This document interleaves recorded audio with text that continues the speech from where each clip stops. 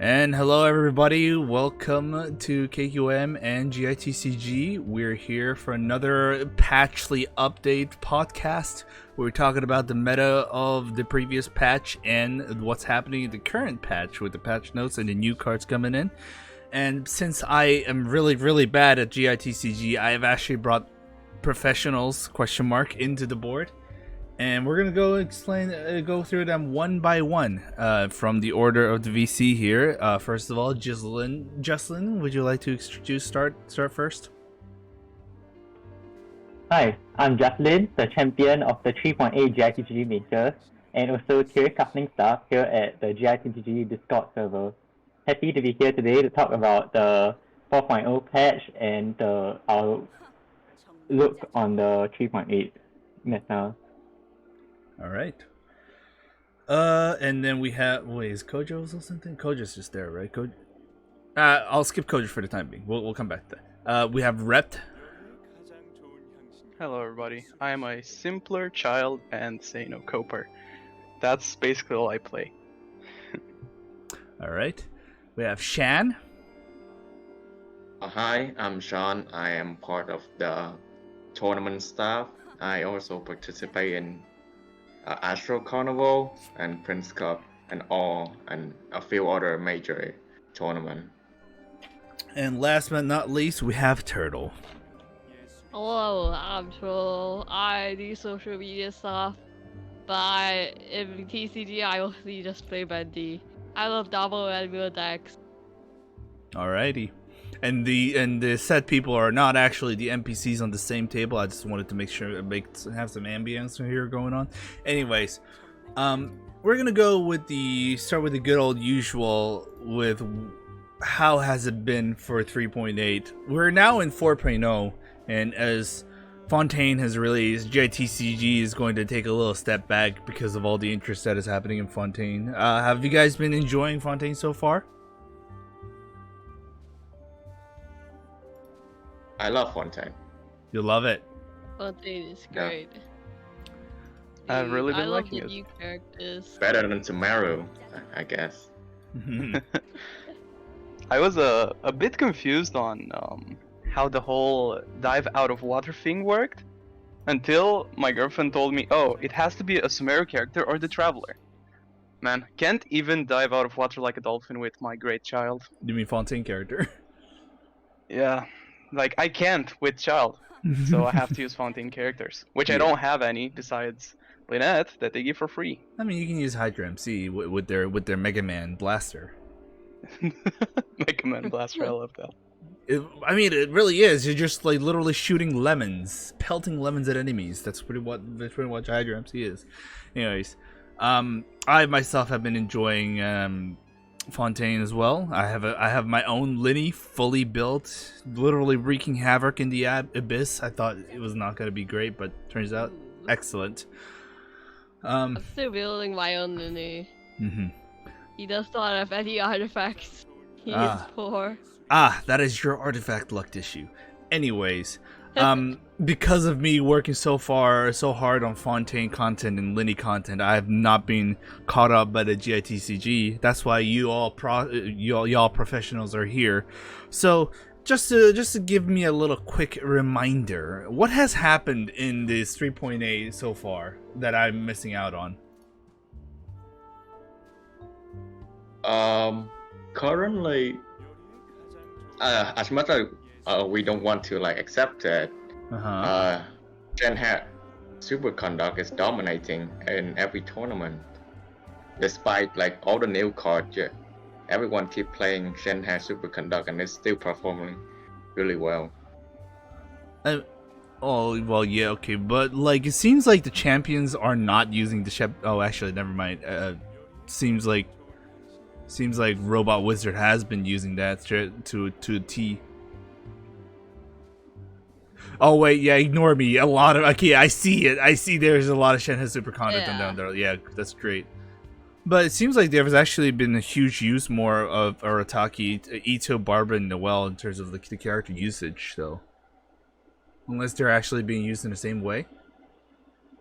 They're used very differently. Shenhe SC is like basically just trying to get Shenhe burst out quickly, try to burst with Raiden as well, do a lot of damage within those two, just setting up and bursting with them, and then Shangyun cleans up.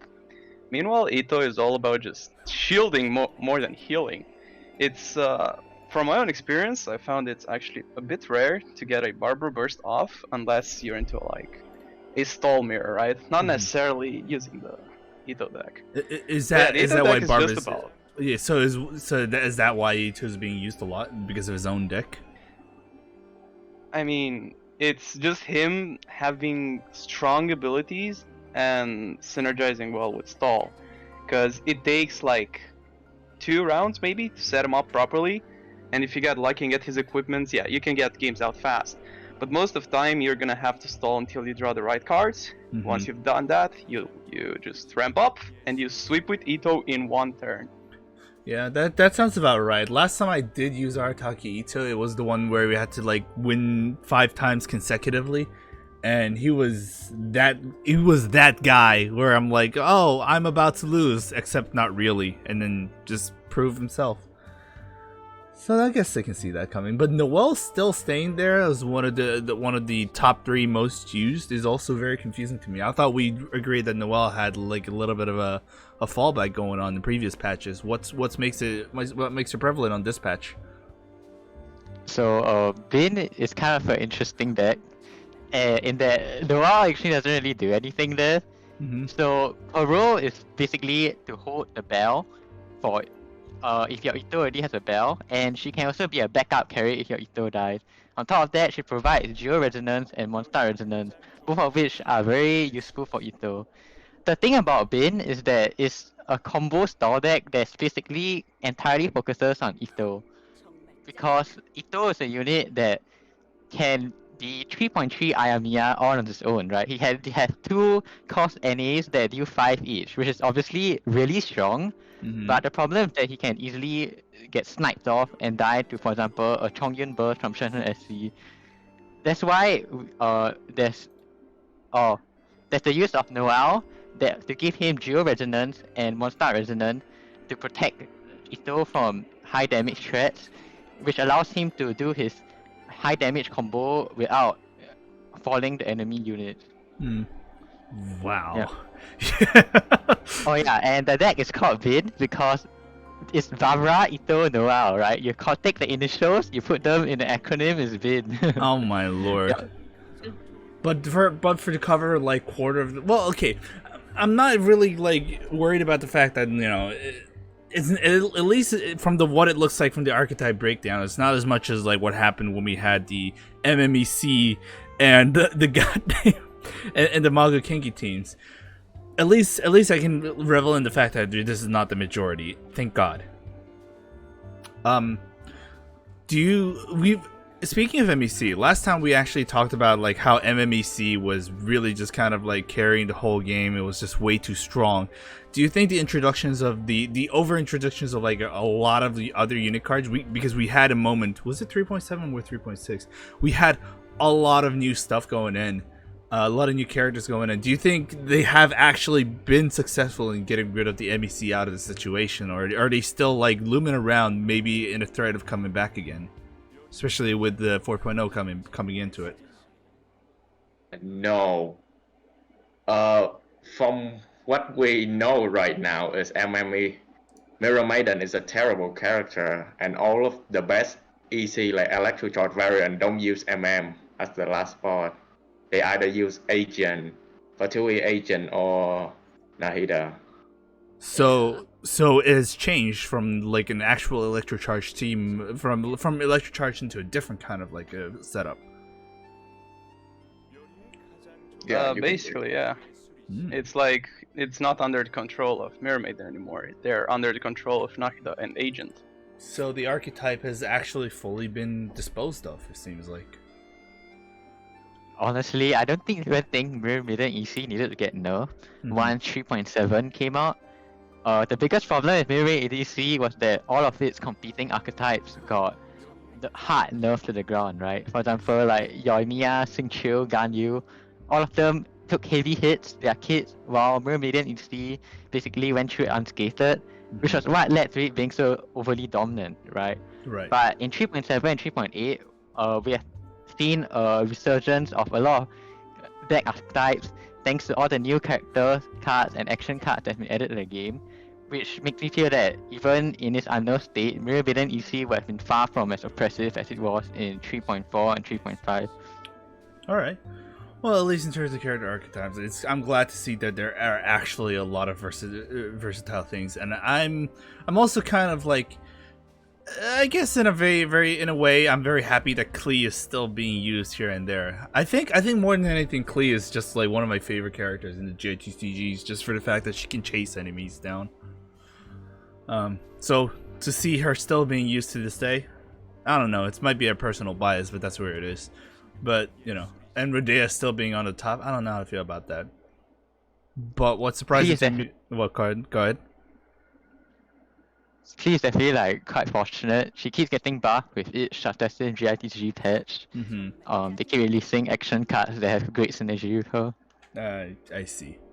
Alright, so well, we all know that these characters aren't really everything about this game. I think it's really not time to actually see the action cards in play. So I knew this was going to take a while for it to get through, but I kind of expected Liben to be in the, yep, there it is. Liben, and I haven't lost yet. Lotus Fires Crisps, and Leave It To Me, and Hashbrown. These 5 I've expected. But have there been other cards that have actually been getting into the situation? Actually, what was their cards against? I keep forgetting what those cards were. The new type of card that has been introduced to the game on 3.8. Arcane Legends. Arcane Legends. How are they? Very good. Yeah. Personally, I think they seem niche at first, but then you look at the top decks. For example, Bin can use both the Covenant of Rock and the Ancient Courtyard, depending on your playstyle. But then other stuff like Clemona effectively uses the Covenant of Rock to get even more damage at the first turn. Just before we actually get into it, can you explain to us what Covenant of Rock does? Covenant of Rock is a card that once you have 0 elemental die, you can get 2 more elemental die. They're gonna be different types though. Or will they be summoned on the same turn or for the next turn? It's for the same turn. Okay. And Covenant of Rocks and Arcane Legend, same as Ancient Courtyard. And while you can put multiple Arcane Legends in your deck, they take 1 Arcane dice to play. So, and you only start with 1 for every match. So you can only play 1 Arcane Legend per match. Alright, that's fair enough. So I'm guessing the Arcane Legend cards have been actually being prominent. Do you think they're a threat yet, or are they just like actually like well balanced for what it's worth? So I think that there was quite a bit of consensus in 3.8 that Arcane Legends were a fairly unhealthy addition in the game. While theoretically both players will have the same power level, you know, it's guaranteed to start in your hand, right? Yeah. And both players can put it in their deck. What ends up happening in practice is that some decks can just use the Arcane Legends better than other decks. And for example, like you play Mona Nahida Fischl, you can't really use Arcane Legends that effectively in that deck, right? Like at most you can try to use Covenant of Rock with Vanarana to collect the dice, but you can't guarantee that you draw Vanarana every game. So what ends up happening is that sometimes your opponent just starts with 2 more dice than you do, which feels very bad as a player, right? It's like you just got high rolled. So a lot of people didn't like the addition of Arcane Legends for adding more variants to this competitive scene. But yeah, overall they're quite interesting change. They definitely brought about quite a big shift in the meta. For example, Clemona saw a huge resurgence. But yeah.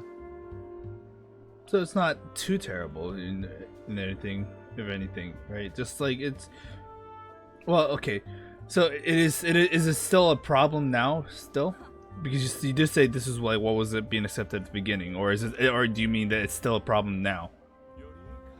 I think that people have generally just got used to playing with Arcane Legend, so there's less of these complaints in these days.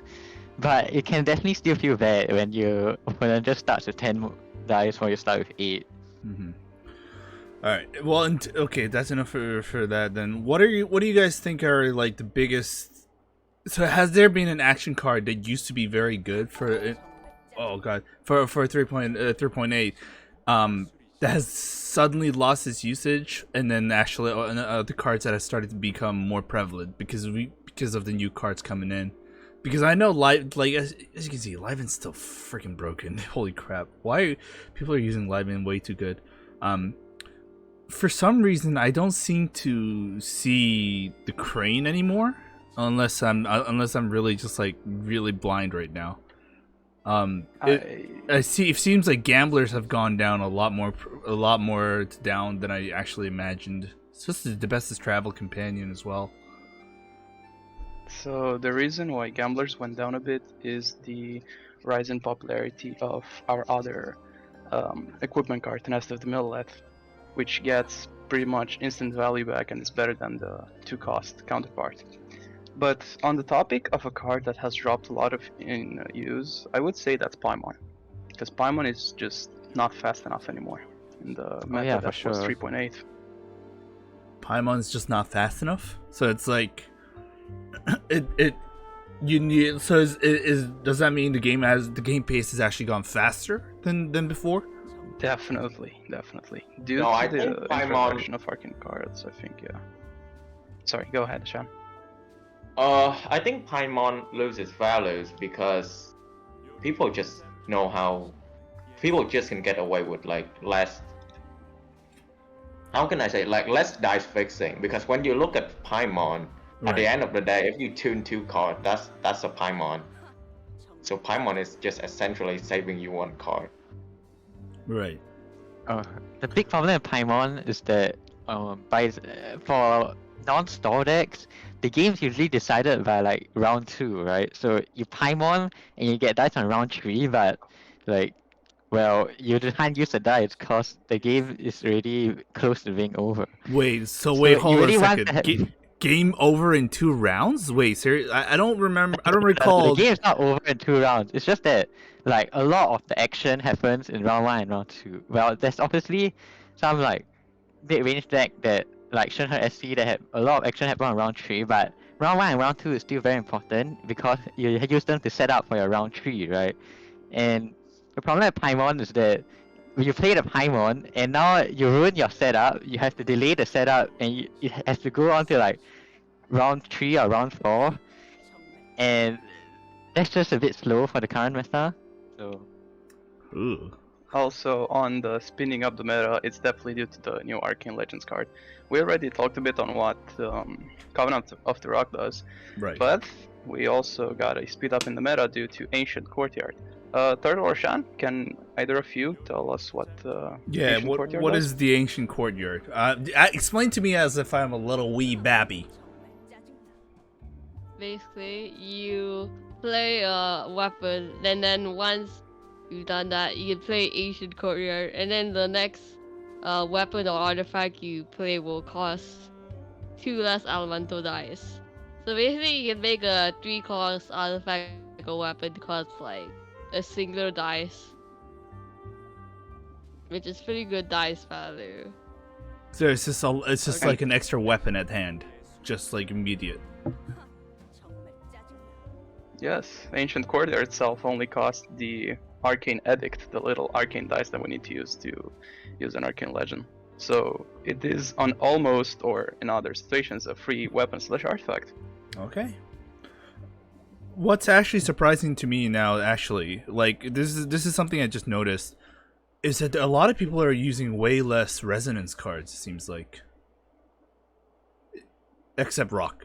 I'm assuming that's because it's Ito and Noel in the same team. It's because of the bin, right? It has been. I see. But like, I'm pretty sure like almost every single deck used to bring the resonance dices in there. What about I don't know if the resonance for the region cards are different, written in different ways, but I definitely do see a huge drop in elemental resonance cards. What is that? Are they just not worth it anymore? But I wouldn't say there's a huge drop, but there definitely has been more rainbow decks and competitive play than the earlier patches. I think this is because of the fact that we've just gotten more higher quality action cards since 3.7, right? Which means that it feels less bad to not have Woven in your deck now. But Resonance decks are by far still the most standard deck list to bring. Like, if you want to make a new deck, you're very safe with going with Resonance. Rainbow decks, the meta ones are Oceanate Fischl with either Agent or Nahida, and then Mona Fischl Nahida, and finally Raiden Nahida Xiangling. So these decks are powerful because you can Rainbow deck allow you to diversify your reactions, right? You end up wasting very little aura, and the efficient damage can justify losing Resonance. But not all decks can go Rainbow, and most decks do go Resonance. But the fact that like the card decks has diversified, to me at least, that sounds like a great use, because I have complained about like elemental resonance being a little too much of a hindrance for rainbow decks to actually prosper. But I guess, but when I looked at when the regional resonance, so like, you know, the leeway card or the Chimera cards coming in, I definitely saw the future of like maybe the rainbow decks are coming into the town. I'm actually kind of happy to hear about that. Yeah, regional resonance definitely helped rainbow decks too. As someone wise once said, the only reason why we see so many resonance decks instead of rainbow decks is because of the Wovens. If Wovens were into the game to grant that little that one die that can help them get one more skill or get a Libn or a Paimon or any other card, we would see a lot more rainbow decks due to the multiple reactions they can put out, as Juslin said. Yeah, rainbow decks are inherently stronger than guarding two of the same element. But the problem is that, you know, Woven is just so good in competitive play. Like, the opponent always has to play around double Woven, right? There's so much pressure. It's very hard to give that up. Right. One more thing is that I remember seeing like a huge upsurge of food cards, but it seems like those food cards haven't changed one bit, because I see hash brown and mushroom pizza that's still working, the lotus flower crisp. What happened to the new ones? What happened to tandoori chicken? I remember someone saying like tandoori chicken's gonna be like the new thing. And why is it gone? Why is it not here anymore? Where's the depth of temptation? Oh, there. Oh, actually, there it is. I was blind. Yeah. Alright, tandoori chicken is a good card, but it turns out that it's a bit clunky to play around. It's like you play tandoori chicken, and your opponent already knows exactly what you're gonna do, and you have to fully commit to tandoori chicken. Yeah. So it's a bit clunky, right? And you also need some kind of ramp to play tandoori chicken, because, you know, 8 dice is not enough to tandoori skill swap skill, right? So right. Turtle, you were about to say something? It's more clunky than we expected. Oh. Turtle, you were saying something? I don't hear her anymore. Oh well. What about the revival ones? Wasn't there like a lot of people were very hyped about revival foods as well? Was it the fried egg? Was it? Fried egg. Okay, it turns out that the tempo loss you get from playing 3 aligned to revive your character is just way too bad. Like, sure, you play 3 aligned to revive your character, but then they just kill them again because you wasted your whole turn reviving the character. Jesus. So yeah, and don't forget that if you revive a character, oftentimes you just die to an AoE damage, or you just give your opponent a free Gambler's Frog. Yeah, it's actually pretty bad. Any other action cards people might have to take note of these days, or is there everything else is still kind of like the same old? From what I see, apart from the Vanarana usage, it seems like that's the case. From what I'm noticing is Heavy Strike got a lot more use. Yeah, Heavy Strike's there. What is like Heavy Strike is +1 damage for an odd dice for like a normal attack, and +2 damage for a charge attack. But now that you have to play around it a lot more. I don't know. At least in my game, I noticed that like Heavy Strike happened a lot. I see. Anything else you guys want to note about what happened in 3.8 before we move on to the 4.0 stuff? I want to talk about the upsurge of stall. The of what? The upsurge of stall. Oh, stall. Wait, hold on. Yeah. Hey, hold on. I thought you told me like 10 minutes ago that the game pace has gotten much faster. Why is there an upsurge of stall? What is going on? Well, because the game is faster when you're not playing with stall, but you're playing stall. Stall got so many great tools in 3.7 that it's actually pretty strong now. The biggest offender is Tenacity of the Military. Tenacity of the Military. Is one of the best action cards in the game. Everyone expected it to get nerfed in 4.0, but for some reason, miHoYo decided to not nerf anything. It's basically like Internet Dice RAM with your Generous Ancient Helm, which was already very strong. And on top of that, Store also got cards like Tenshikaku and Sumeru City that give them even more dice, such that Store deck at their peak can have like 3 permanent Paimon on the field at the same time, which is obviously pretty ridiculous. So yeah, a lot of people started playing Stall in 3.8. Technically most of the cards that make Stall strong was in 3.7, but I think people really needed more time to figure out the meta. I see. By the way, Woong is kind of like calling him out Juslin for promoted Stall right now, SMH. I mean, despite saying the meta did speed up a bit, we can see like a third of it is stalled basically. It's just Ito being a very good card, because most of the stall decks that were played were Ito. And then people discovering and trying out the Kaya Freeze decks.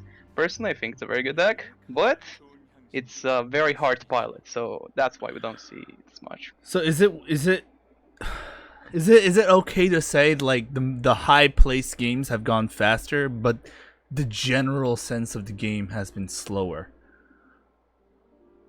Or is that like do you need to like explain a little bit more about that? Because all you guys are saying are still like, the game's gotten faster, but also the game's also gotten stallier. You guys need to like. I think it's as Furfur said in the chat. Furfur said basically aggro got faster.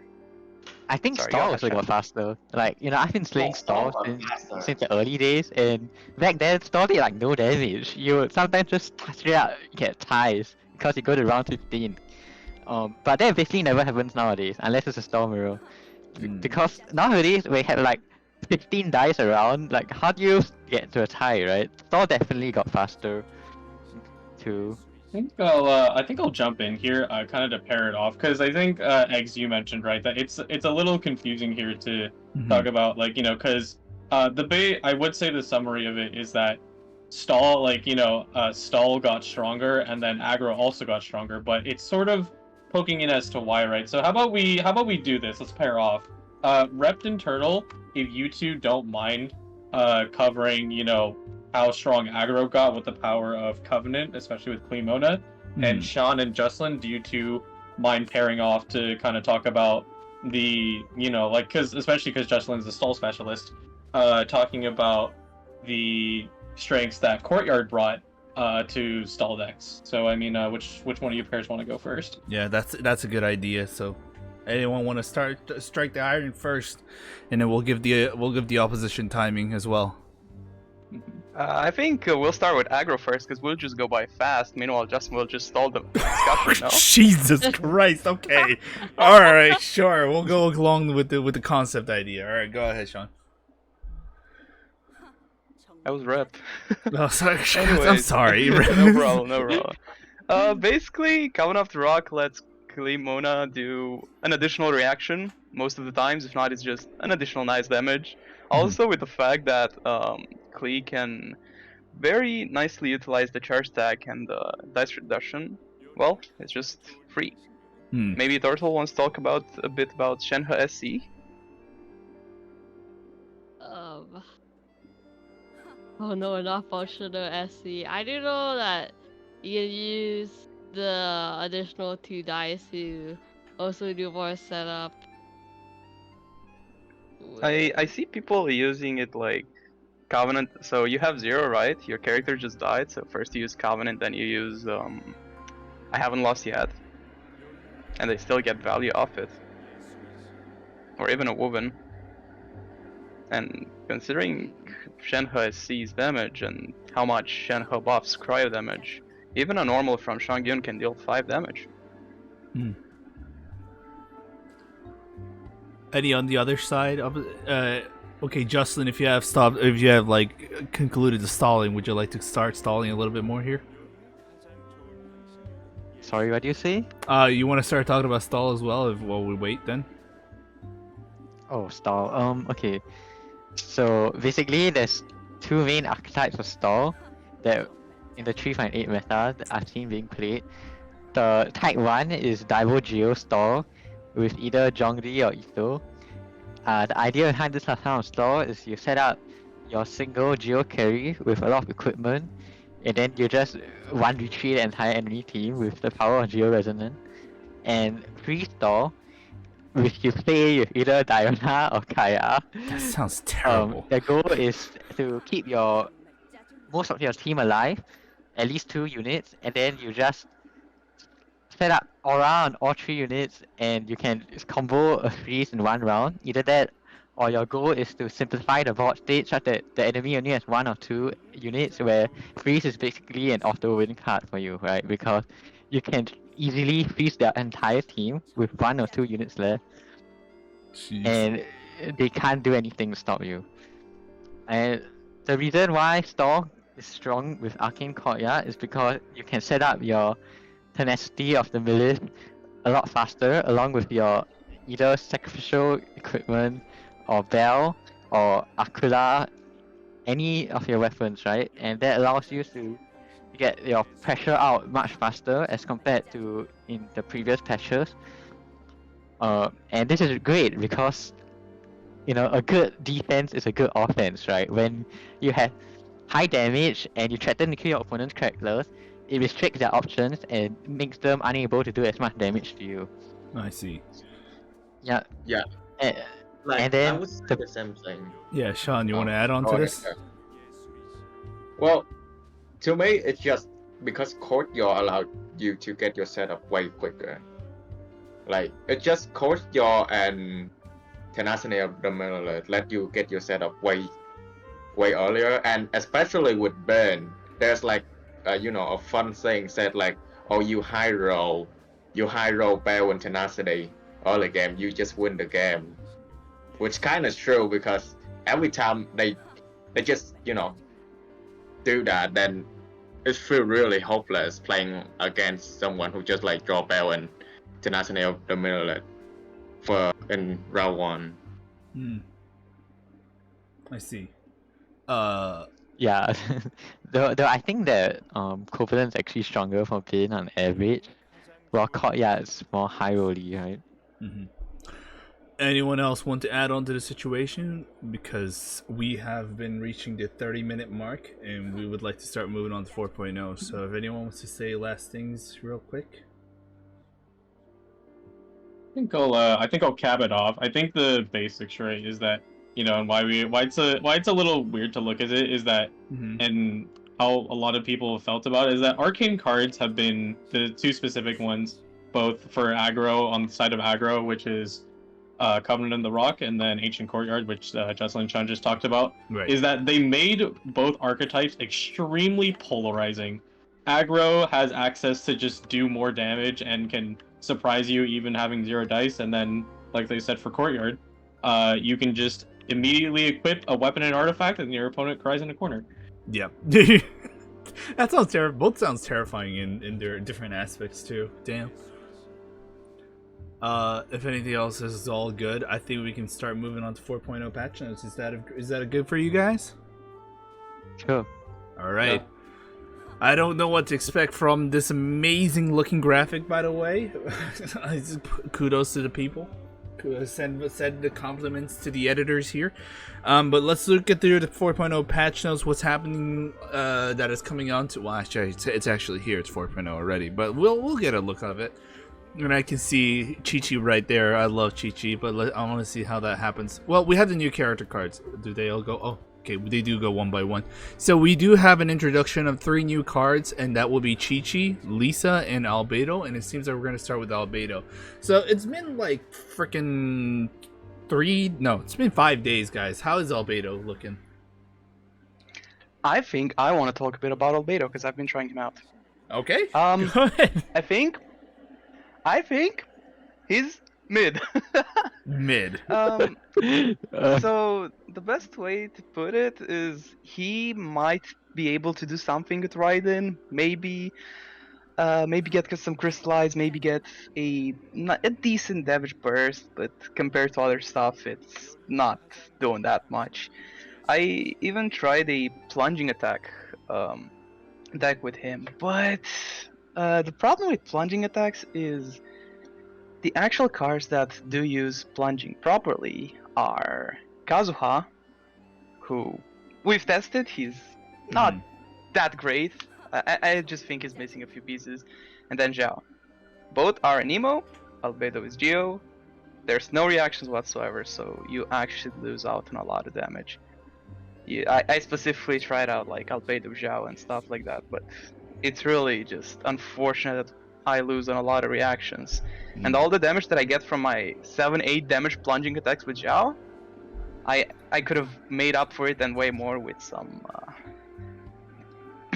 reactions. I even tried using his talent card. It's nice, but it's not reliable. Not in the sense that if I don't draw it, you can say that about any talent card. Yeah. But it's just like you're not getting plunging attacks as much as you want unless you're running like I don't know, Kazuha, who switches you for free, like Amona, but that's just a fast switch, or you're running the plunging attack card or anything like that. I see. Plunging attack in general is just not that good. It can come in clutch specifically for Zhao because of the way his burst works, but again, they don't synergize well. I just think the best place for Albedo right now is somewhere where you can focus on his burst. I see. Anyone else want to add on to the Albedo situation here? I think that Albedo is a bit unfortunate because theoretically he has one of the strongest elemental skills in the entire game, right? But because his element is Geo, it ends up actually making him pretty bad in practice. Well, at least from our testing anyways, he just seems quite mediocre. So he's kind of like, I mean, that's kind of Geo in general. Like, most Geo characters, especially even the main game, have like really good kits, but the fact that they're Geo kind of guts them a little bit, and I feel like Albedo is just one of those situations, one of the victims of the same scenario, doesn't it? Yeah, for sure. Ito Zhongli. Ito. Well, those two can just do whatever the hell they want. No, okay, the thing about Geo is that I think in order for them to be good on their own, they need to be overstat. Just like how overstat your Ito is. All the Geo units are overstated. Jesus Christ. Anyone else want to add on to the Albedo situation? Or has anyone else actually tried using Albedo aside from Khan here? I think it's just funny that they were able to implement the fact that he can give you a plunge attack in the TCG, and they can't do that in the main game. It's actually quite creative. I like how they implement the plunge attack. The game is kind of like really trying to use the layers of the game a little bit more, but like unfortunately they don't really explain it throughout straight up. Anyways, if everyone's okay, we're gonna move on to the next character, which seems to be Lisa. So it's kind of weird seeing Lisa in a 4.0 when, you know, she's like the starting character of the game. But how is she, guys? She's like a Sino situation. Oh boy.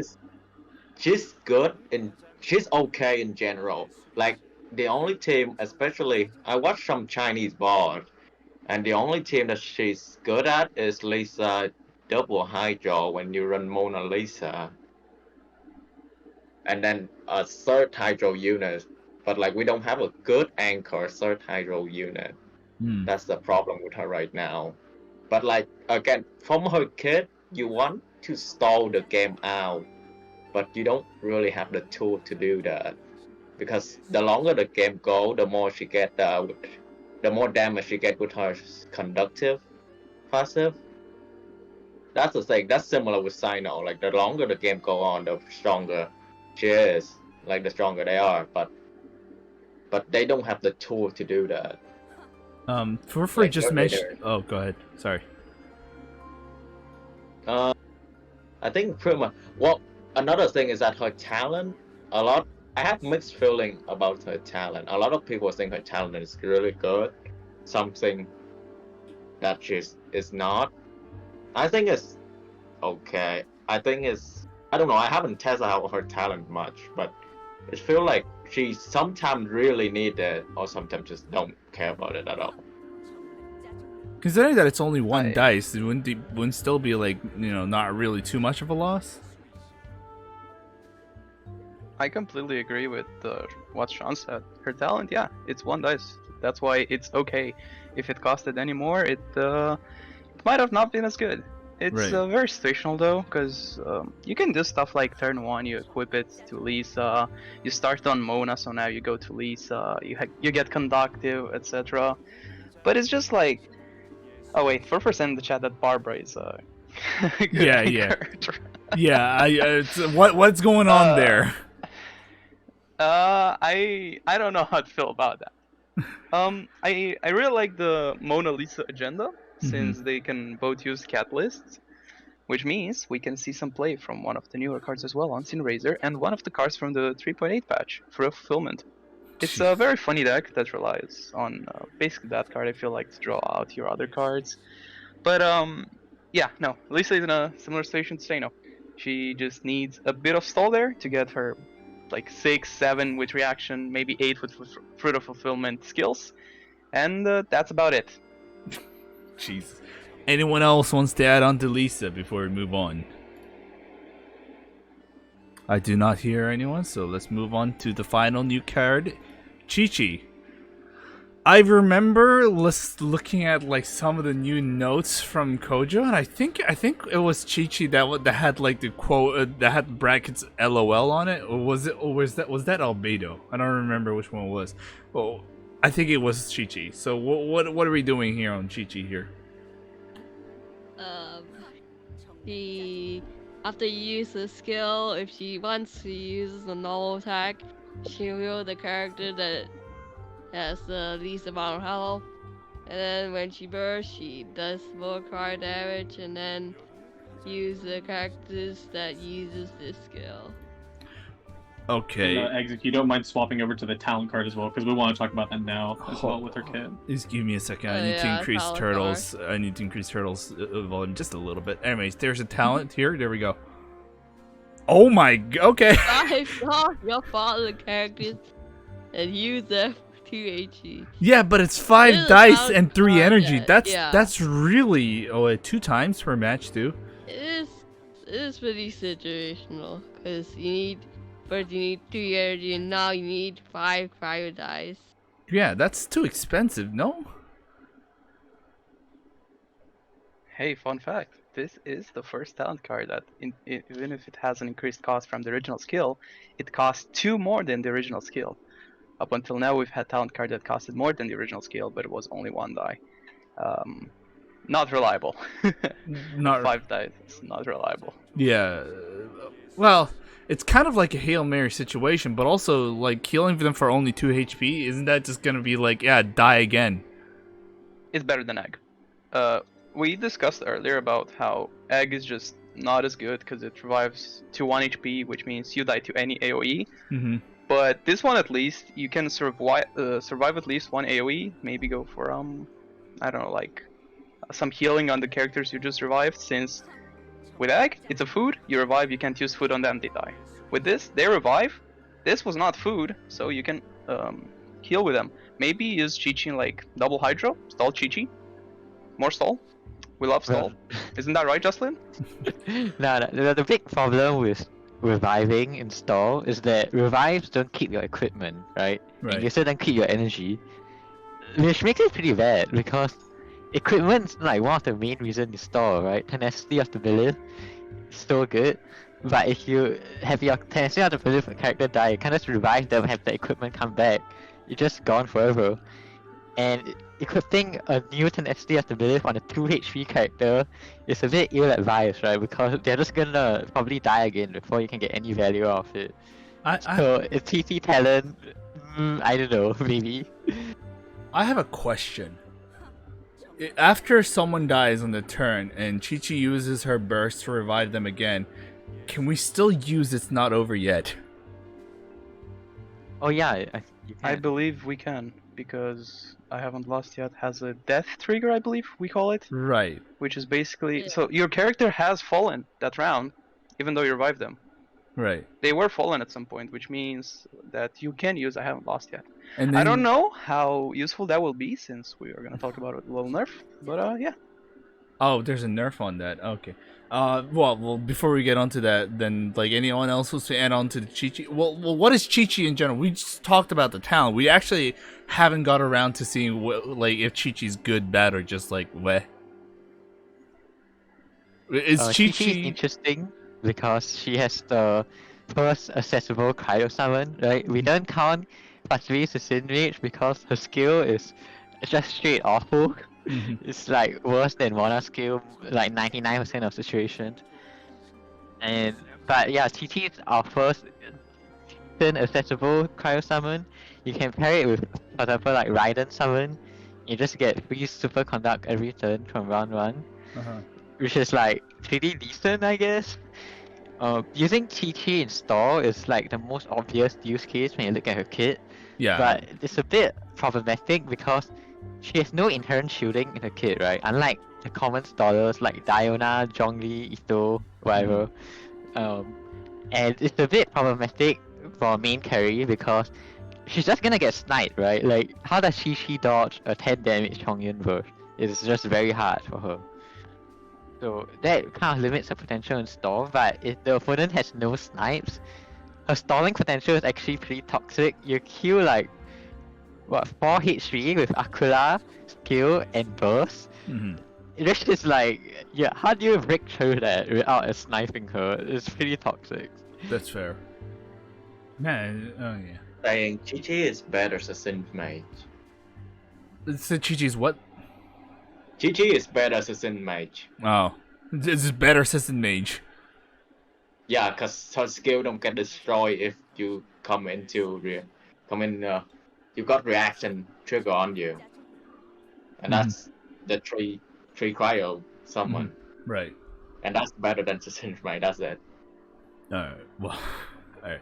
So I'm guessing qiqi's just sits in a very mid spot for the time being. For stall though, usable. Okay, so of all these 3 characters, who is the best and who is just the worst? I would say qiqi. Yeah, as the best. As the best? Yeah, I think we can all agree that- it's qiqi.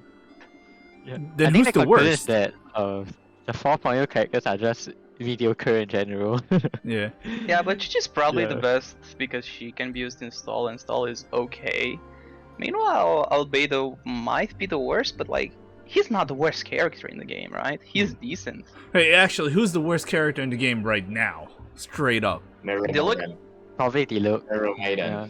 Okay, there's a Mirror lot Maiden of this... Navy actually. So Mirror Maiden and D-Luke are just bad. Yeah. Well, what do you say, Turtle? Who do you think is the worst? Oops. I have no idea. Yeah. Is it Venti? Venti? Nah, just kidding. No, it's not my I'm point like sorry, that. I'm sorry. Oh, great. Now we have the case of the bullies. Jeez. Betty's the best character to trust. Don't look that up. Yeah, surely. Alright. Yeah, Venti's okay. Venti's okay. All right. Let's move on to the new, the new action cards that have been popping up here. It seems like we have the King Squire in the main game. I really didn't give a shit about this bow.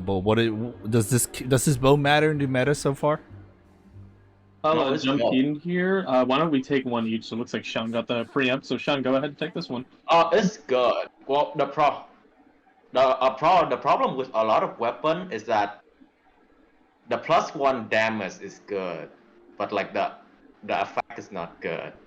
So this bow is when you look at this bow, this is a Raven bow, but better if you use skill.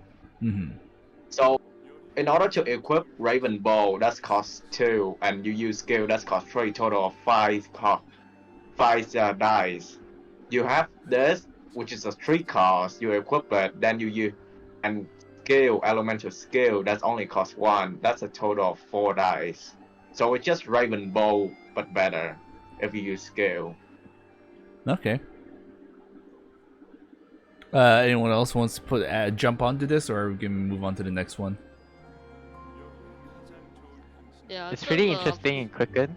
Sorry, can we Turtle start? Turtle spoke first. Can we let Turtle speak first? It's like a +1 buff just for 1 dice instead of 2. Okay. Yeah, that's it. Juslin?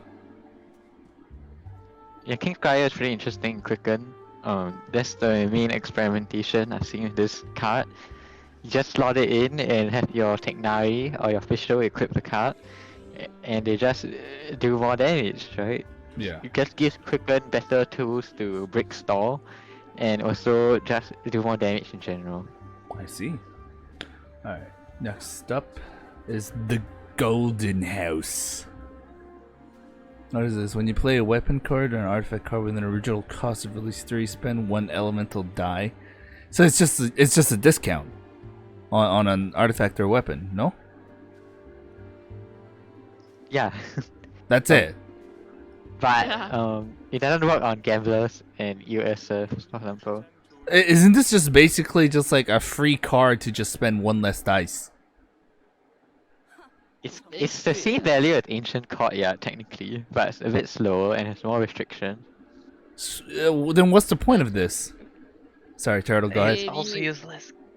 Less dice, 1 less dice. It'll be probably so at least usable if your deck has a lot of 3-cost weapons or 3-cost artifacts. Like perhaps double and mobile, and also bin, I guess. It's good in bin because Bell costs 3 and Tenacity Millet costs 3, but other than that, unfortunately, as we will see soon enough in the artifact changes, it's useless because they've reduced the cost of a lot of artifacts. But I think Golden House can be quite interesting in weapon synergy decks. So like the viability of those decks is questionable. We haven't seen much tournament success yet.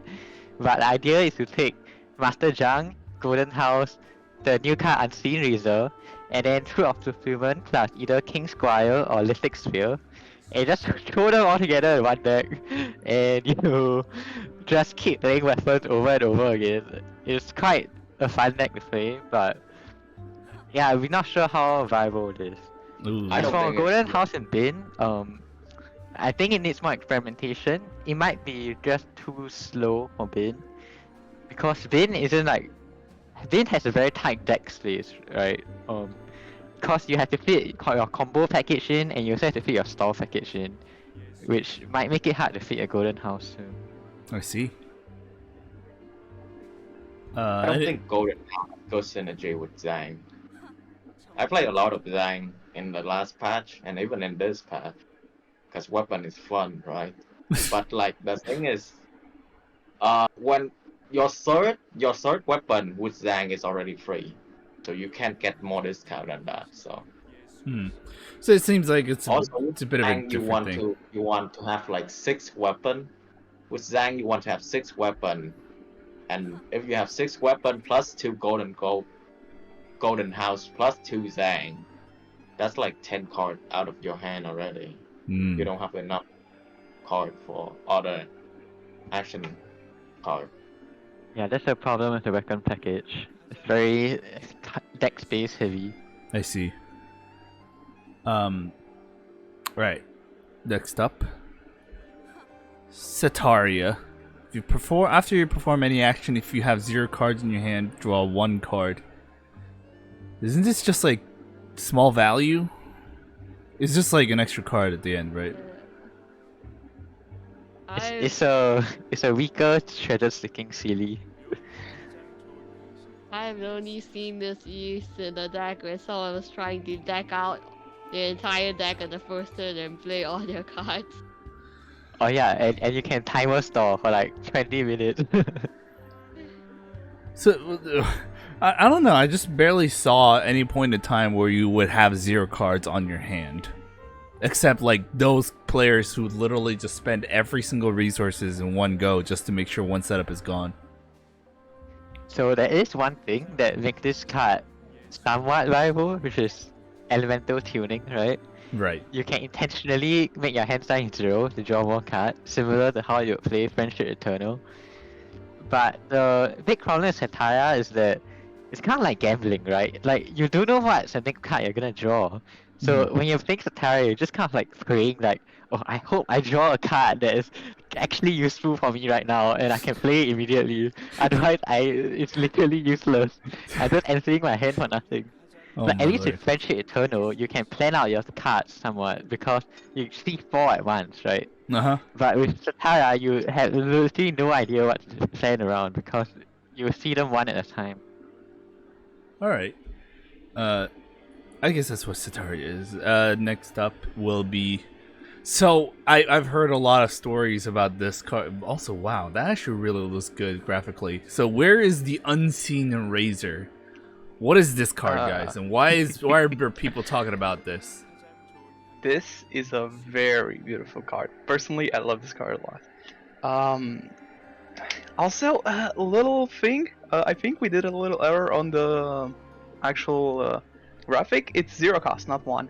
Oh, it's But 0 cost. That's besides the point right now. Yeah. That makes it even better right now.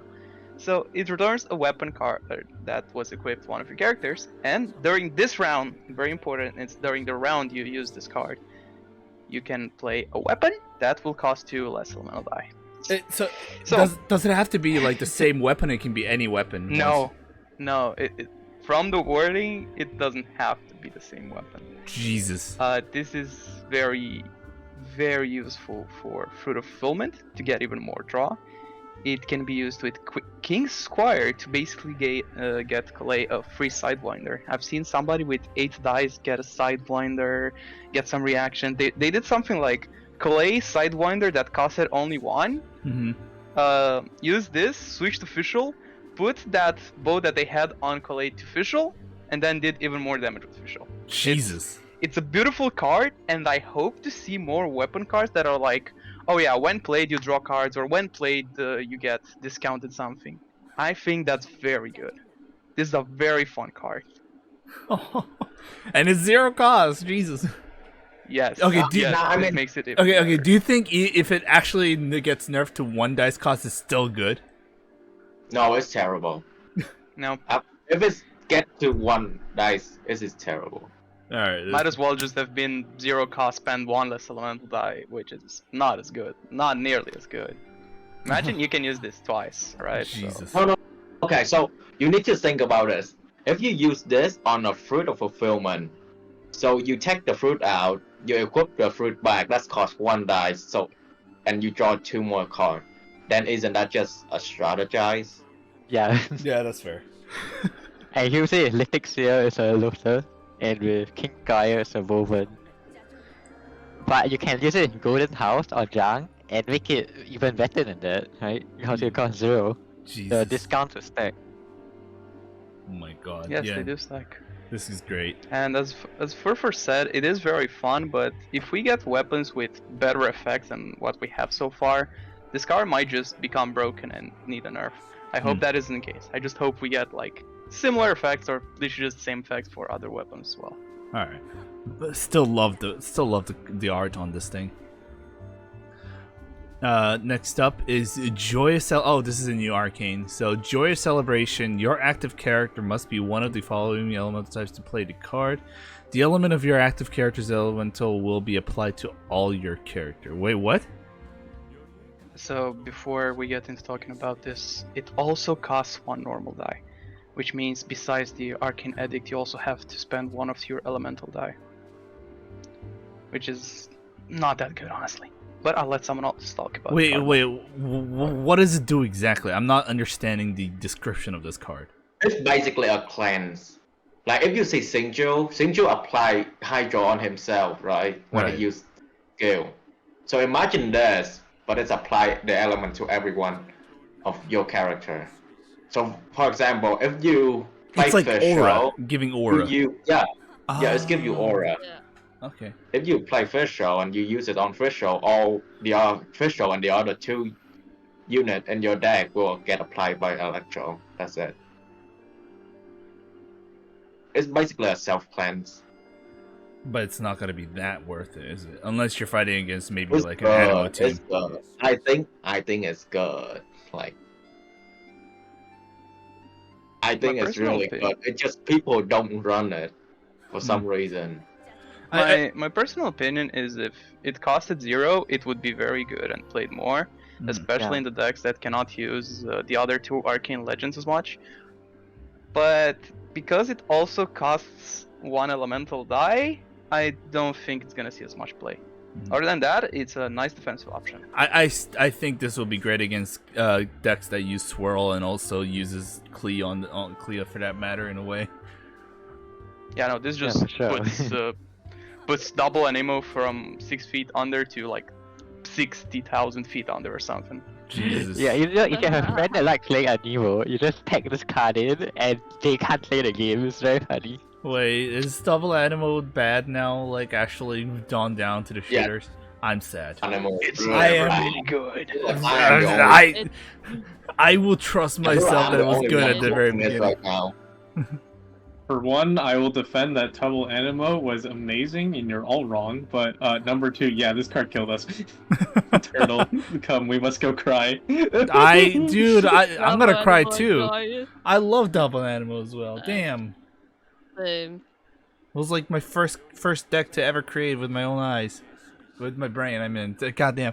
Anyways. It seems like there's been a huge... What the hell is going on here? Why is there every single artifact card? Okay, so seems like there's going to be some updates on the patch notes. I'm also going to ask that like you guys also tell us like who's the biggest winner and the biggest loser of these action cards are. But let's talk about it, eh? Seems like... Oh! So it's dice of any element instead of like a set, like a same colored dice. Yep. Yeah. That's generally just good, It's right? nice. Yeah, it's just It's nice. okay, but you don't get value as much. As fast anyways, and there's just better artifact cards like Gamblers and Tenacity of the Millet and Gamblers and Tenacity of the Millet. And gamblers. Yeah. Alright. I'm sorry, these Gamblers elemental just artifacts- gives more value overall and faster. That's fair. All right. I think a good way to blast this is why don't you guys like take turns reading each adjustment, and then we'll start talking about like all the artifact changes that happen, because it's a giant board of stuff. So All right. So, as well as okay. So the three cost dice of enemy element changed to 2 of the same kind for the major ones. Okay, so these 2 have gone from 3 dice of all the colors into 3 dice of any element. So, fun fact, I did try a bit of Shimenao's and Vermilion. Mm-hmm. It's a very nice buff, but it's still it's dice heavy, and for the characters that want to use them, they don't really use there's not weapons that synergize well with the characters that want to use these artifacts, so they're not that good, unfortunately. All right, let's keep moving. So Ornate Kabuto has changed from 2 of dice of any element to 1 elemental dice. Okay, wait, why does it get? What does this get special treatment? If someone else can tell us, because I've seen people talk about it, this is like kind of an Electro-S, I believe. Juslin? Yeah. Can You can kind of use it as Electro-Rest, for example, in like Quicken. Like, I'm not sure how good it is. I've tried it and it feels a bit clunky, but you can definitely. I think it's more usable now. Yeah. Compared to where before it's completely unplayable. Also, we live in a world where the 2-piece is better than Emblem of Severed Fate. Okay. No, well, speaking of Emblem of Severed Fate, there it is. 3 dice to 2 dice. That's actually kind of crazy. Okay, so Kind that of like a mini Adeptus now. Quite interesting. well, okay, so does It's this all sign plus adapters if you use bars. If you bars on someone else. Are these changes there just so like hoyoverse to like kind of pressure, well not pressure, try to entice people to actually use more artifact cards, and is it working? No, yeah, the thing about artifact card is that they all suck except for Tenacity of the Miller and Gambler. Like, Yeah. have you ever seen this card play in tournament? No. I don't think the other artifacts are that bad, but the problem is opportunity cost, right? Like, while I play this pretty good artifact, when I can play this really, really good artifact. And it's also the same problem with Joyous Celebrations. Like, okay, it's a good card, but you have to give up Covenant or Courtyard for it, which kind of feels bad, right? Mm-hmm. So yeah. Also, Sean, Right, you said nobody's using this in tournaments. I did, and I went 1-4. Okay. No. That sounds great. Not really. You know, and for artifacts are actually playable in like one deck. I've seen it play in Mona, Fisho, Nahida. Mhm. Because you really want some kind of ramp for round 2. Rather than that, I've basically never seen it see play, so... So Also, I think Furfur just made a very good point in the chat that most of these artifacts do restrict gameplay. Meanwhile, Gamblers and Tenacity can be played on literally anyone, and they just give value by themselves. so these artifact card changes just changes absolutely nothing. Well, almost nothing. Yeah. I would not say Kinda. nothing. It's make it so that you have a reason to play this over Sumeru City or Rana. But does it really Like, give you the There is reason? a case for you to use this over like Sumeru City or Rana. Hmm. Because I mean- Sumeru City, you have to pay for the RNG card that you don't get screwed over by your nice RNG. I see. They're fun and easier to equip now, just not as good as Gamblers and Tenacity of the Millet. I mean, Gamblers costs 1, and the effect is insane, Yeah. even after the nerf. And then Tenacity, despite costing 3 of the same element, is just that good. Imagine getting a action card that lets you have 2 artifacts instead of 1. No! No, we're gonna Oh see my like... god. we're gonna unironically see double Tenacity and double Helm. You know, even if you can't stack it, right? Imagine like... I mean, like there might be Tenacity such a like you can't stack the same artifact, just like 2 different ones.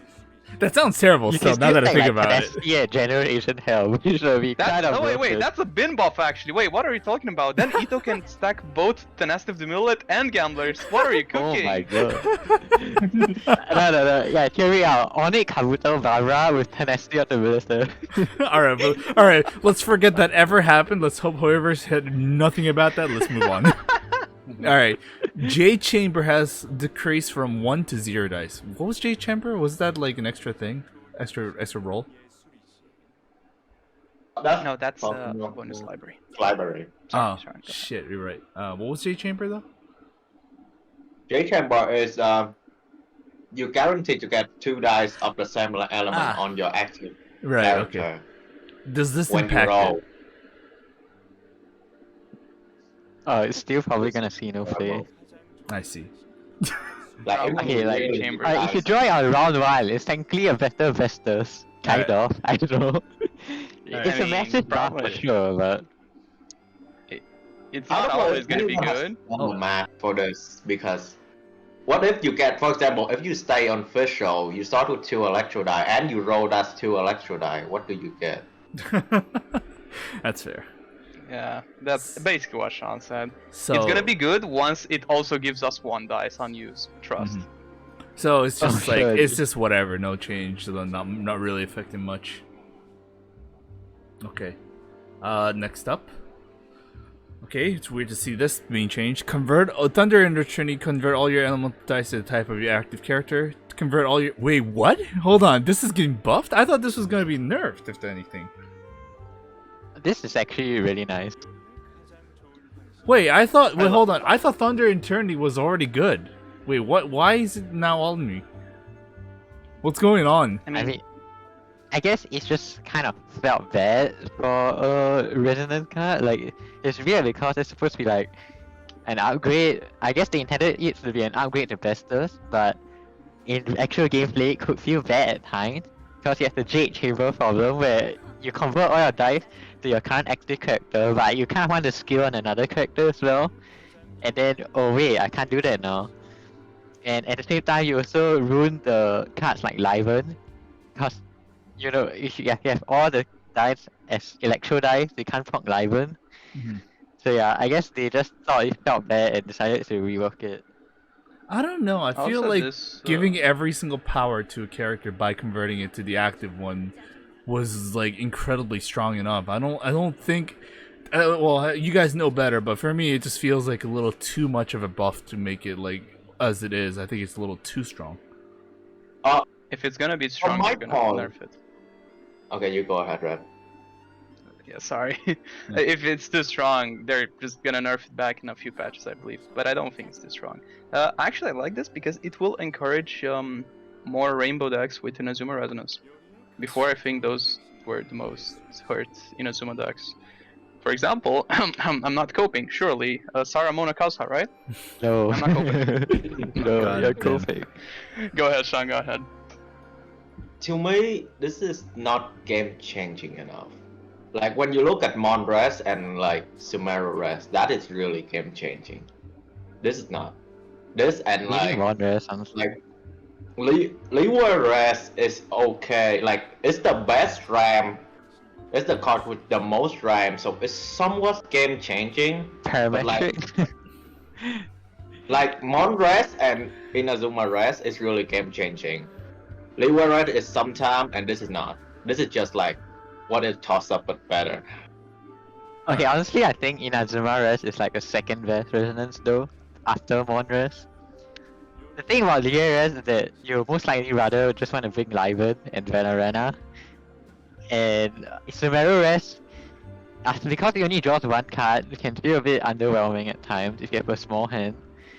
So I actually like Monres and Inazuma Res the most. Oh well.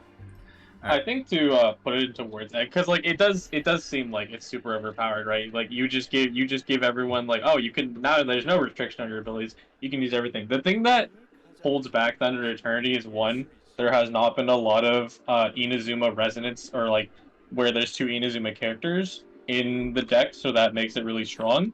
And two, this thing doesn't make dice, so if you didn't set up any ramp, you still have 8 dice. So at the end of the day, I mean, you don't have to worry about the rolls, but you're still limited to only 8 dice unless you ramped. I see. Should we move on? Or are we still or do you still want to add on to the Thunder and Eternity? Are we gonna eternally talk about this? It enough. All right, fine. I think we'll talk it up. You know what's funny is that this still has like, oh, there we go. I haven't lost yet. Nerf can trigger only 1 time per round, so this is the last one. That's actually this huge. Is our last change. That's actually huge. you can't. Guess You what can't this will double promote? it. What is this gonna promote? Riskier plays. Now you won't be like, oh, they're gonna pull out double I haven't lost yet, and they're just gonna burst from 1 energy. Yeah, no. You mean this helps the aggressor? Actually, I think this helps Bin, because now Bin can play more aggressively in a way. Kind of helps stall in a way. I don't. I think like not every deck should have double I haven't lost yet. Because if every deck have it, it's bad design. But like True. In 3 point, like in the last patch, like 3.8 or any of the previous patch, I haven't lost is in every single deck. That's Right. not good design. So do you I think mean, if we can check quickly the usage of I haven't lost yet in the majors patch. it's 32? Yeah, right there. Percentage 80.56%. It's like basically people running 1 or 2 of it. Jesus Christ! No, yeah, this is a lot. Personal opinion, I think it's gonna drop down to like maybe 60%, maybe 50%. I think we're gonna see a whole lot more of people Like- running only 1 of it in decks. Yeah, like it's still going to be a great card. It's just not abusable anymore. Thank God. I meant that as a good thing. Don't worry. Yeah. But yeah, the double I haven't lost yet. It was definitely like one of those situations where like it just break up the pace. But like I found was a more negative thing. Like the double I haven't lost yet for me, in my opinion, during when I was casting and both a spectator and a player and a caster, was just one of those things where people just kind of triggered the opponent to remove one of their cards so they can just abuse the heck out of it when they have the whole piece set, and just to make sure that you don't abuse it here. That's for me is a great thing. I really do like that at least. I mean, the main thing to me is I just like how not every card, because before people used to just auto run send off, and I don't like that. Like, I don't like the fact that like deck that has no business doing send off still run send off, and that's kind of bad, like game balancing. So this is like good. Like, Stall should not ring double I haven't lost yet. I still think this is net positive. Like, it definitely brings in like some negative things, like stall, or the opponent can like make riskier plays or something like that. Risky plays is good for spectatorship for sure. But like, it can promote stall because they know that they can't abuse the I haven't lost yet. They can't, like, the opponent knows that you can't abuse the things. I would take that over players just like being extremely reluctant to take down a character because they know that they might have a double I haven't lost yet. I think it's very much a healthier thing. Yeah, I get what you mean. Like, there's definitely a lot of like tiptoeing around kills in competitive TCG. People just like stop stalling because they don't want you to double I haven't lost yet. It's really funny. I think they heard us when we were asking so much for the Ito nerf, but I don't think they understood what Ito we wanted. Yeah, which Ito we wanted, so they never. I haven't lost yet. So but regarding, hey, I'll take it even if it's just this one. Yeah, regarding the whole thing, which patched cards are the biggest winners and the biggest losers in this scenario? I'm assuming like the biggest. I'm assuming the Eternity is the winner. For action cards, it's just like the biggest winner is definitely Thunder and Eternity, right? Right. And the biggest loser is the rest of the cards, because I mean, besides maybe Ito, because like it's still just gonna be a good card in general. But besides that, the rest of the cards are not gonna see much play. So I guess you can just say they're all the losers. So no, I think Emblem can have some play. Like, yeah, maybe. and both Emblem can have some play. We just need to cook more. But if we count, that's what? That's still basically almost 20 cards that are losers. Maybe this patch needed character changes. Yeah, there was no character changes. I feel like I've heard so many people complain about a few characters about their kits that they need either buffs or nerfs, but nothing has happened here. Would this make this patch, like, the patch changes just absolutely bad, aside from Thunder and Eternity? I think it's fine. They didn't really do anything, honestly. We were expecting more balance changes. Right. Well, okay, so for my view, I think they want to take it slow now, because like every time they nerf a unit, they gut them to the ground. Like Kenki, Yoimiya, and even Mirror Maiden. Like, whenever they nerf a unit, like they gut them to the ground. Like they die. Don't want to do that. Also, they one of the reasons. I have a conspiracy theory that they intentionally did a light TCG patch so that we can go and slough Fontaine instead. I was gonna say that. I also think one of the reasons we didn't see like big changes, like game-breaking changes this patch, is because they focused way more on Fontaine. That does make sense. If you let a small final tournaments, the deck use are literally just the same exact deck we see in 3.7 and 3.8. Yeah, and then there's like maybe 3 action cards that are changed those decks, and that's it. Do you think then, if that's the case, that 4.0 GITCG is going to be pretty much unchanged, most likely just going to stay as is? I feel like I feel like it's gonna be just very, very similar to 3.8 meta. The biggest change probably is like Vayne goes from 2 I haven't lost yet to 1 I haven't lost yet. And maybe some Shenhe SC players go with Ayaka so that they can use buff in Azuma Rhythm. That's literally it, then. That's all the changes I think is gonna happen. Hopefully I'm wrong though. Hopefully I'm wrong. I mean, maybe we see qiqi cook. You know, the zombie qiqi deck where you just revive over and over with Cube and Lecter? Oh, I do And have. run all 3 talents. Oh, I do Yeah, have run a all 3 question. talents. Wasn't spectatorship in the game changed as well, or am I like freaking high right now? You would be correct. There is a new spectator mode added to the game. So how does that Yeah. work? I mean, Turtle, do you want to tag team this, or how do you want to roll with this? Yeah, actually, production yeah. people, come on, give me the deets. Up to you, Turtle, or I can take it. Okay, You can spectate now. is that it? Is it?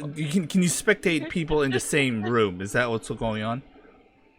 What's it called? So, spectator mode is interesting. So, it's been something, right, that we've been begging for a long time. Right. And they added it, but it's questionable. What? Okay, I don't know. Define questionable. Can we use it for the streams? So, we can Yeah. definitely use it for streams. Absolutely. Oh, thank fuck. Yeah.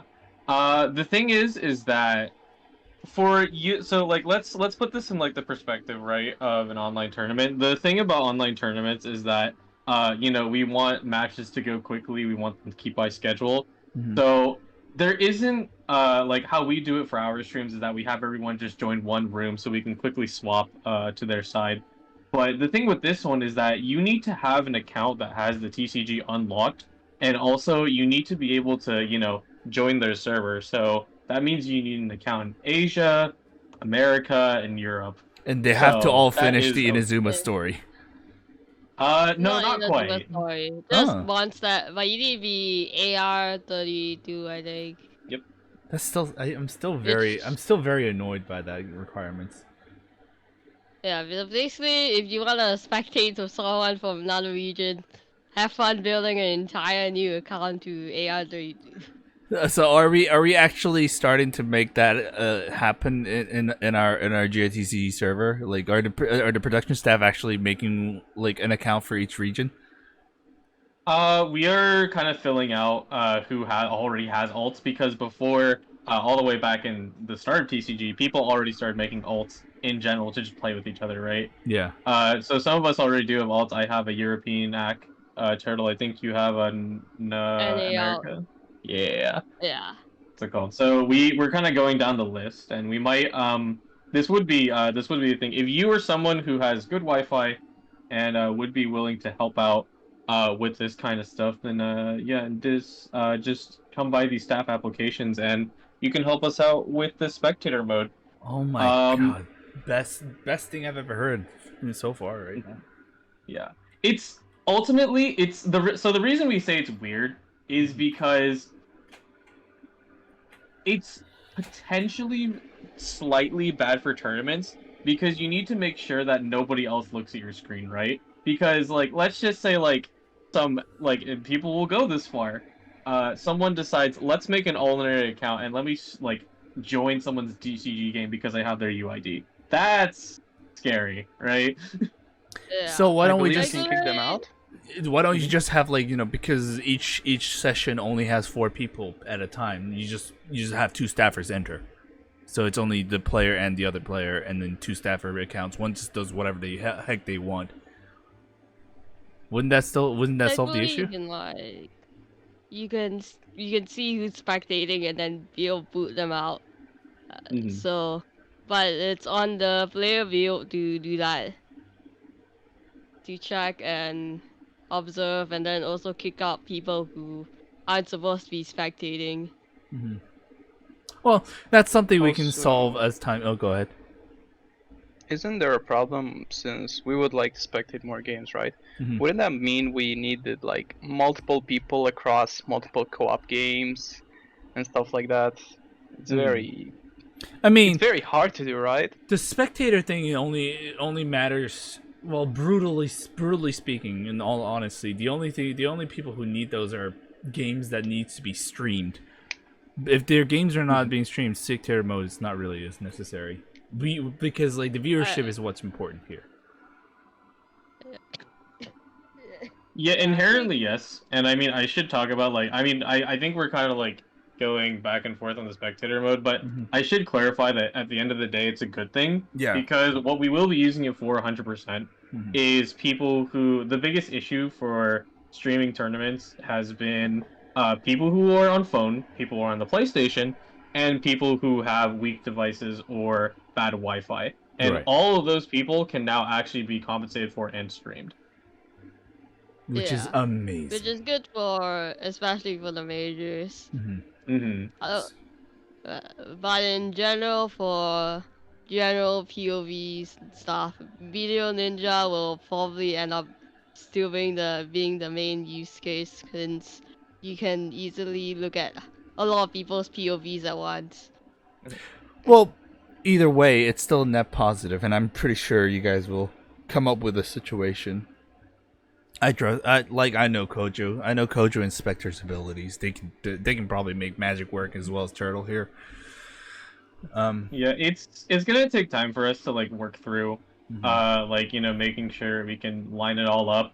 But we'll definitely be able to use it for majors at the minimum. So people, you know, like people who, you know, can't usually stream are actually able to now. Thank God. All right. Anything else you guys want to add on to? Because we are technically in the closing remarks here, in regards to the thing. Anyone else want to say anything? If not, then I'm going to go over the people who participated in this podcast one more time to say their byes and things they want to say. If you want to shit talk someone, that's fine too. So any last words before we get to that point? I think I agree with most of the people here that it is a bit of a slow patch for TCG, and you know, so far in the weekly, you know, people have just picked up what everyone else has ran from last patch to try and, you know, get a quick easy win, because you know the prize pool is reasonably it's pretty reasonable. It's there. It exists. It's there. Like that's the real thing, right? Sometimes prize pool is just what we call just doesn't exist, isn't like it's very so minuscule. But like I know the JTCG majors and tournaments have been, it's there. That people are actually like, you know, it's not a Smash tournament, which is where I come from, where you get oh man. Oh my God, you got in first place. For the pot prize will be $12. Yeah, it's that one video where it's like, oh, the highest tier of Melee, you got $12. Woo! Yeah, don't worry, Kojo. I was also a Smash person, so I know the woes and the fails of the things. I was a commentator too. There, damn, missed those days. Not anymore. Actually, I don't miss those days anymore. Screw Steve. Yeah, no, me neither. Oh fuck Steve, dude. Steve ruins every comment. Steve ruins comment. Anyways, since there's no one else, I guess we'll have the last minute things. If you guys, again, you can say just goodbyes. If you want to shit talk someone, or if you want to promote your own deck, you can do so right now. So we're gonna start on the opposite side now. So Turtle, any last words you want to say? I love Venti. Venti is good. Trust. Okay, let's ignore that. No, I'm just kidding. Okay. Sean? I am waiting for Navia to release in TCG so we can have triple Ito in a deck. So I'm guessing we're going to see you in 6 months? Yeah. Alright, that's good. Rept? To keep the trend of wanting cards, I desperately need a Dia in TCG. I need more Sumeru cards in TCG now. I need Dia, I need Farzan, I need everyone from Sumeru. Thank you. So we're gonna wait 2 years until Rep comes back, it seems like. God Kojo? Oh, here, you pass to Justin first. I need a second to think. Alright. Juslin? Alright, if there's any MiHoYo employees that's watching this stream, please love Ito and shoot her already, so we can move on from the stale meta we had. Honestly, thank you for the hosting. Honestly, the most realistic thing said here. That is the most realistic desire I've heard so far. Anyway, Kojo. Yeah, there's definitely some glaring cards like Shenhe and Ito, who all the way from 3.7 kind of need to be nerfed. They're really strong, and what's it called? I think like Sean said this earlier, but I think the reason they're keeping it slow is because because 3.7 was such a big patch, they don't want to completely shift the meta over. Mm-hmm. Like it's too fast. It's too fast of a change to only have like 6 + 6 weeks times 2 is like about 2 months, and then your meta is completely different again. It's too much of a change for players to get used to. So, but we're also bored. So. Wow, you just said GITCG is bored. Oh my god, how dare you? No, it's not boring. I just listen, okay? Ito has whapped me a little too many times, okay? He goes, Oni coming through, and then he drops the Mondstadt res, and then he kills my first character, and then he drops the second Mondstadt, kills my second character, and look at that, I'm dead. Sounds like you have a skill issue. I'm sorry. If you can't beat them, join them. Oh yeah, you should have joined the dark side. No, I'm scared. All right. Who said that in majors? Someone said Justin, did you say that in majors for Ben? What? Say what?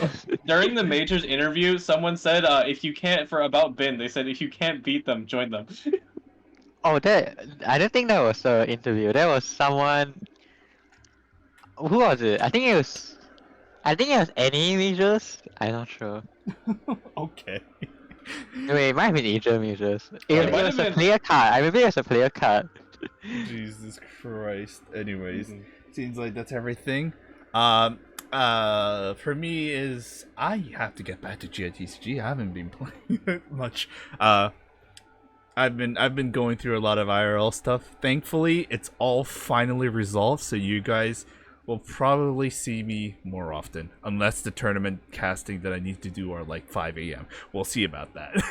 All right. Hopefully not. Regards to that, I thank you everyone for joining me. I know usually most of the time the time frames are when the podcast happens are not exactly ideal for everyone here in this room, but I do like to express my deepest gratitudes for showing up and giving us a pretty good information down of the situations.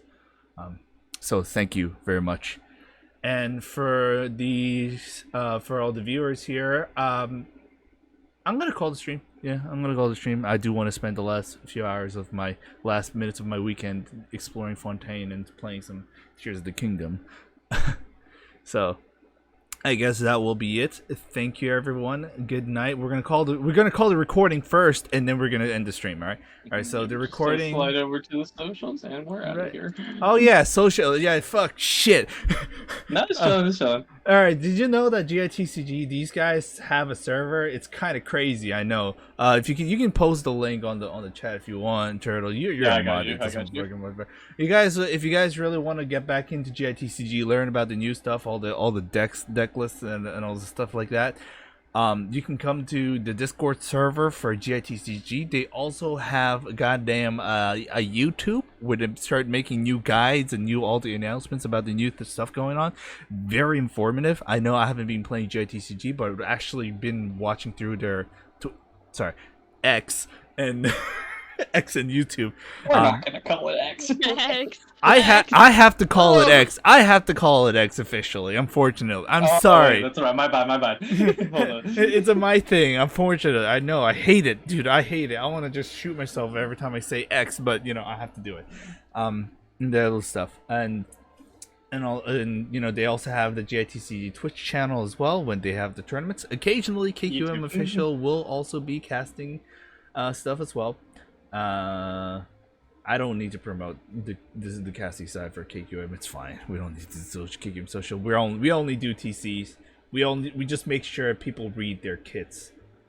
That's a good thing because Fontaine is out and everyone's confusing. No one. It's okay. I don't read. A lot of people don't read what Linny does, so a lot of people have been giving me ideas like, "Why don't you add Linny with like Hydra?" I'm like, "You did not read." No. There is a reason to play Linny double Hydra. because his attack animation is cool. All right, How we're about we gonna. just end the sentence He remind me of Twisted Fate a from lot of Blade. people don't read. Just Yeah. A lot of people don't read, and that's it. No. All right. You know what we should do? You know what we should do, chat? We should no, not chat. So you know what we should do all here is it? I'm gonna give you like one. I don't have social screens, unfortunately. I don't have it ready right now. Let me see. I don't have. Oh, actually, hold on. We got it. We had it the whole time. All right, there's the social screen. You can go follow us on any of these things, and you should be able to follow us.